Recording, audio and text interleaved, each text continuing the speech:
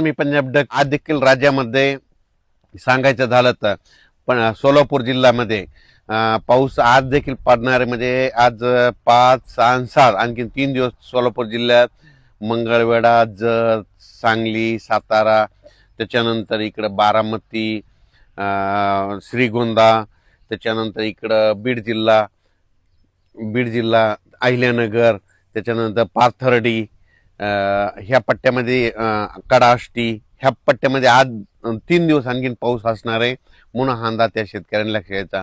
सांगायचं झालं तर सोलापूर जिल्हा, धाराशिव जिल्हा, लातूर जिल्हा, बीड जिल्हा, जालना जिल्हा, संभाजीनगर, परभणी जिल्हा, नांदेड जिल्हा, हिंगोली जिल्हा, अकोला जिल्हा, अमरावती जिल्हा, बुलढाणा, त्याच्यानंतर नागपूर, वर्धा, भंडारा, गोंदिया, चंद्रपूर, यवतमाळ ह्या पट्ट्यामध्ये मात्र आणखीन 7 ऑगस्ट पर्यंत पाऊस चालू राहणार आहे म्हणून हा अंदाज लक्षात घ्यायचा. आणि त्याच्यानंतर विदर्भात शेतकऱ्यासाठी आनंदाची बातमी, पूर्व विदर्भात मात्र 15 ऑगस्टला मात्र अतिमुसळधार पाऊस पडणार आहे म्हणून हा अंदाज पूर्व विदर्भातल्या 6, 5, 11 जिल्ह्यातल्या शेतकऱ्यांना लक्षात घ्यायचा.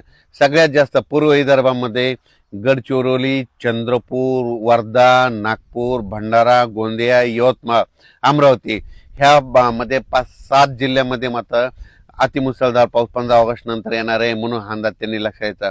खरं तर 14 तारखेला तिथं 14 ऑगस्टलाच पाऊस सुरू होणार आहे, पण 15 ऑगस्टच्या नंतर तिथं वाढ होणार आहे म्हणून हा अंदाज लक्षात घ्यायचा. ते कमी दाबाचा पट्टा वरतून जात असल्यामुळं विदर्भात पाऊस जर पडत असला तर काय होणार आहे, मराठवाड्यामध्ये रिमझिम पाऊस असणार आहे म्हणून हा अंदाज देखील सर्व शेतकऱ्यांनी लक्षात घ्यायचा.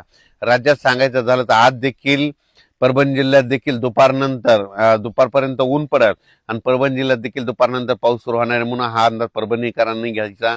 जालना जिल्ह्यात देखील तशीच परिस्थिती राहणार, दुपारनंतर सरी चालू राहतील म्हणून हा अंदाज लक्षात घ्यायचा. त्याच्यानंतर संभाजीनगरकडे देखील सरी चालू राहतील म्हणून हा अंदाज लक्षात घ्यायचा. बीड जिल्ह्यात देखील सरी राहतील म्हणून अंदाज लक्षात घ्यायचा. लातूर जिल्ह्यात देखील सरी चालूच राहतील म्हणून हा अंदाज लक्षात घ्यायचा. नांदेडकडे देखील सरी चालूच राहतील. नांदेड जिल्हा नांदेड, धर्माबाद, बिलोली, तेलंगणा, डोंगळी तहसील त्या परिसरामध्ये थोडा जास्त पाऊस असणार आहे म्हणून त्यांनी अंदाज लक्षात घ्यायचा. त्याच्यानंतर इकडं यवतमाळ जिल्ह्यात देखील सरी चालू राहतील. हिंगोली जिल्ह्यात देखील सरी चालू राहतील. वाशिम जिल्ह्यात देखील सरी चालूच राहतील म्हणून हा अंदाज लक्षात घ्यायचा. आणखीन जवळपास सांगायचं झालं तर 3 दिवस म्हणजे आज 5 ऑगस्ट, 6 आणि 7 ऑगस्ट 3 दिवस असाच विखुरलेल्या स्वरूपाचा पाऊस पडणार आहे. सर्वदूर नसणारे अर्ध्या घंटाचा, 10 मिनिटाचा, 5 मिनिटाचा अशा सरी येऊन जातील म्हणून हा अंदाज लक्षात घ्यायचा. म्हणजे रत्नागिरी, रायगड पासून ते पालघर इकडं नाशिक पर्यंत त्या पट्ट्यात मात्र आज पाऊस परत पुन्हा जास्त सक्रिय होणार आहे म्हणून हा अंदाज लक्षात